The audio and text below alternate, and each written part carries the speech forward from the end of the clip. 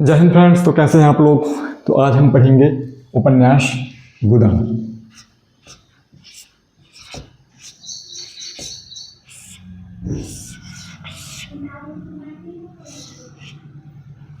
उपन्यासों में श्रेष्ठ गोदान।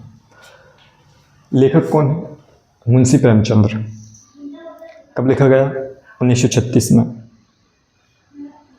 किस विषय में लिखा गया? कौन कौन सी चीज़ें जो है इसमें शामिल हैं? तो ये जो उपन्यास है इसमें तत्कालीन भारतीय समाज की लगभग सभी विसंगति,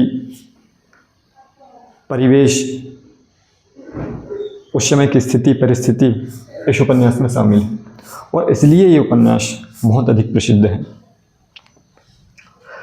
जो साहित्य पढ़ते हैं वो भी और जो नहीं पढ़ते हैं वो भी इस उपन्यास को पढ़ते हैं।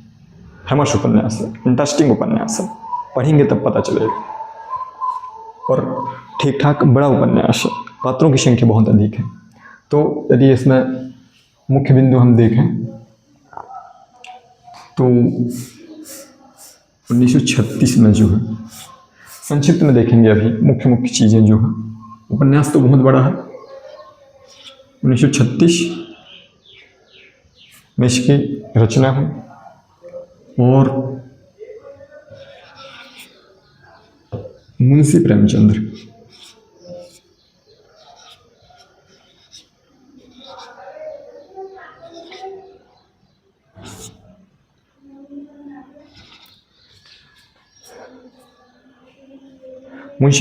जो है इसके लेखक हैं।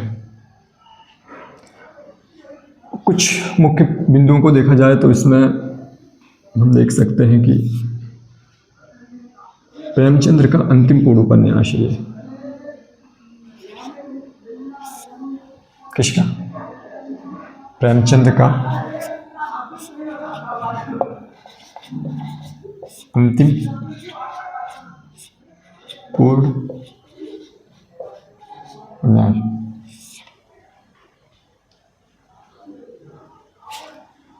प्रेमचंद्र का अंतिम पूर्ण उपन्यास। एक और महत्वपूर्ण पॉइंट जो है,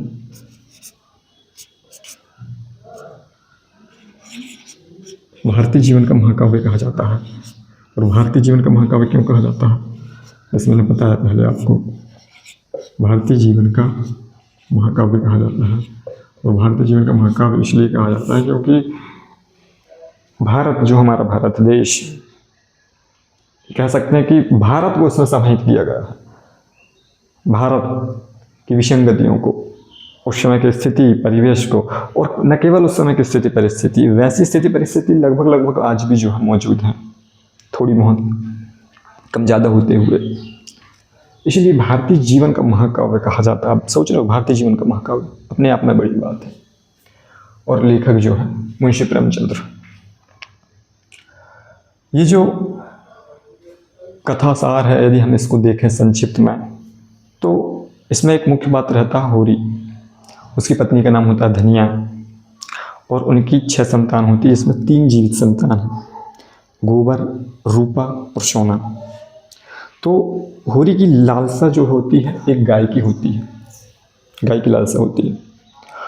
और सिर्फ गाय की नहीं, गोदान, जैसे नाम से स्पष्ट, गौ का दान की लालसा होती है, गाय के दान करने की लालसा होती है। तो होरी की स्थिति, आर्थिक स्थिति बहुत अच्छी नहीं होती है। संघर्ष में उसका जीवन रहता। संघर्ष करते करते अंतिम क्षण में भी वो काम करते हुए जो है अपने प्राण त्याग देता है, मर जाता है। पर उसकी जो लालसा है वो अधूरी रह जाती है। सांकेतिक रूप से उसकी पत्नी जो धनिया होती है वो कुछ पैसे देकर जो है, गोदान के रूप में कुछ पैसे देकर सांकेतिक रूप में उसकी इच्छा पूरी करती है। पर होरी की इच्छा पूरी नहीं हो पाती। होरी का एक भाई हीरा भी होता है और भी बहुत से पात्र इसमें। प्रमुख पात्रों को हम यदि देखें तो, और पात्रों को भी जो है शहरी और ग्रामीण पात्रों में जो है विभाजित कर सकते हैं। पात्रों की संख्या बहुत अधिक है, याद करना संभव नहीं हो पाता कई बार। तो यदि हम पात्र देखें इसमें तो, और वो भी मुख्य पात्र देखें, मुख्य पात्र देखें हम इसमें, मुख्य पात्र देखें तो इसमें मुख्य पात्र जो है वो है होरी। ठीक है, संक्षिप्त में लिख रहा है, समझिएगा। पत्नी का नाम क्या होता है?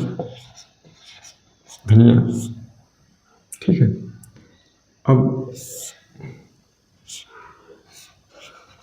इनके जो बच्चे हैं वो कौन है? गोबर। गोबर एक ऐसा पात्र है जो साहसी है, विद्रोही स्वभाव का, विद्रोह करता है, परंपरागत रूढ़िवादियों को नहीं मानता है। गोबर। रूपा, सोना, ये पुत्री। ये ग्रामीण जीवन के पात्र हो गए।